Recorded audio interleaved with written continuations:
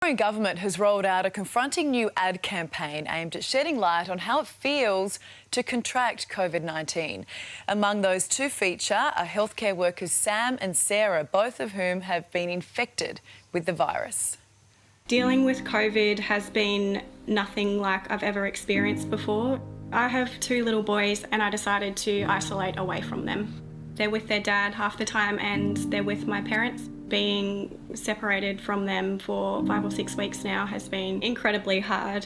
If you're thinking about bending the rules, think about who you love most in this world and think about them in ICU. Goodness me, it breaks your heart, doesn't it, that long without her little boys? Well, Sam joins us now from Melbourne. Sam, thank you for joining us this morning. We know Sarah was hospitalised after filming that clip. How is she doing?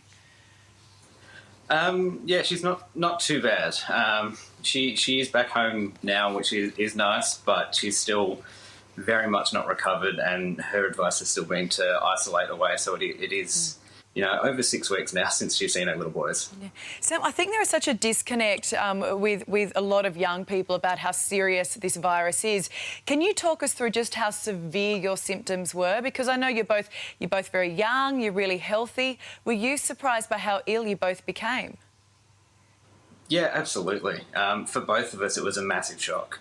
For me, it kind of started off with the first symptom, runny nose, and then it kind of degraded down into a flu sort of feeling thing. And then the respiratory symptoms kicked in, and I remember thinking throughout that first week of, how much worse can this get? I didn't think it was going to be this serious.